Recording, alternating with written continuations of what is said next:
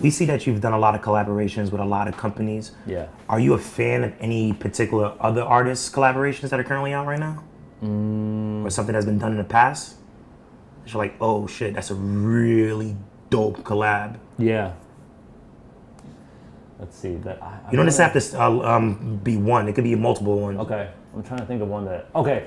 Good. I thought of it. Okay. So, one that I respect but I don't rock is the Pigalle Nike collaboration. I think that's a great collab.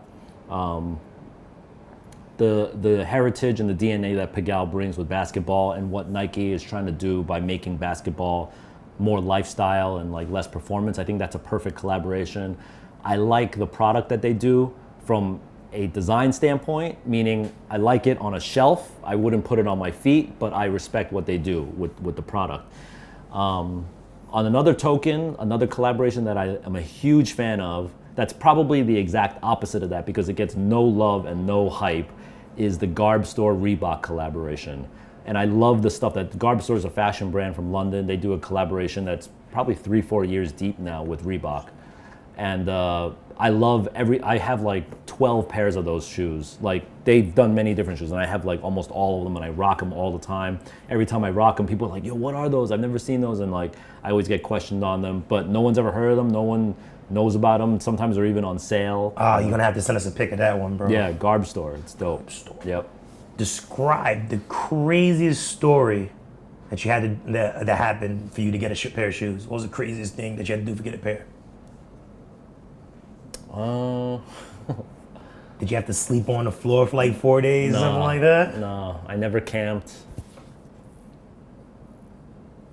I mean, I hate to sound like a dick right now, but honestly, I'm not that crazy about it where like I'll camp out and shit. Like the most I've ever had to do was like call or text someone. Like the thing is, to me, I think I understand that like a hot shoe comes out and I know from a grand scheme picture, there will be another hot shoe that I'm gonna want very soon. So if that shoe passes me by, like, you know, the navy sock darts, right? I didn't get them. I got the black ones. It's fine. It's not the end of the world. The world's not gonna stop because I didn't get the navy sock darts. There might have been a time when I was younger where I'd like go crazy because I didn't get the navy sock darts, but now it's like, all right, it's all good. I'll live. My shoe shelf will actually appreciate that I'm not adding another fucking shoe on there, you know? So I think I have things more in perspective now where if I don't get them, I'll try to get them. Like I'll search somewhere on eBay or maybe like, not even eBay, like I'll just search online, see if I can buy them legitimately. I rarely buy aftermarket stuff. And then I'll hit up a friend that works at a company and see if they can hook it up. If they can't, say la vie. With sneakers reselling at the highest it's ever been, do you see it dying out anytime soon? Man, every year I think the bubble's got to burst, but I don't see it dying out. But I mean, what I do see is that there's a lot more.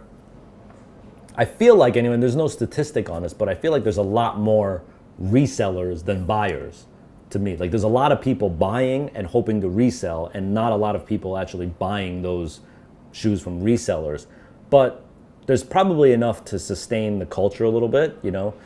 But I really think it's disproportionate to the side of the reseller. I think there's a lot of people with a lot of shoes in their closets that they are not wearing versus what should be, like if there's 100 shoes made, there should be 100 people with shoes on their feet.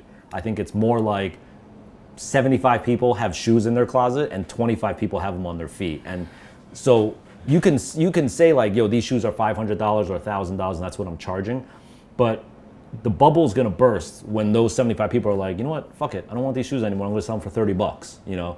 And when that happens across the board, then you're gonna see a burst in the bubble. And I don't know when that's gonna happen. It may never happen because I think, it doesn't break your bank to have $75 worth of, like $100 or $500 worth of shoes sitting in your closet. Like it's not gonna bankrupt you. Like not too many people are like, do I feed my kid or do I sell these Foamposites? Like usually you can live either way, whether you sell the Foamposites or not. So I think the dude's just gonna end up keeping them and there's not gonna really be a bubble burst. You add on to that every few months, sure, limited editions come out all the time, but how many of those limited edition Quick Strike Tier Zeros actually stand the test of time? Meaning like in 10 years, those shoes are still worth the same.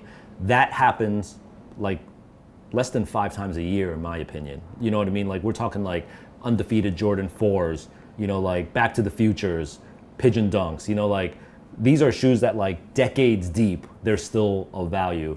I think every time one of those shoes come out, it reignites the industry and the culture and like sort of repops the bubble back up. It inflates the bubble a little bit. So even if it's deflating, you get like a seminal shoe that comes out and then it brings it back up, you know? But I mean, you look at like, it's crazy, like, you know, the Tiffany's when they got re-released and like the De Las when they got re-released, like the difference between the second time versus the first time is fucking night and day. You know what I mean? Like those De Las you could get on markdown, you know what I mean? And that would have been unheard of for the first time around. So you could definitely see some deflation in the bubble.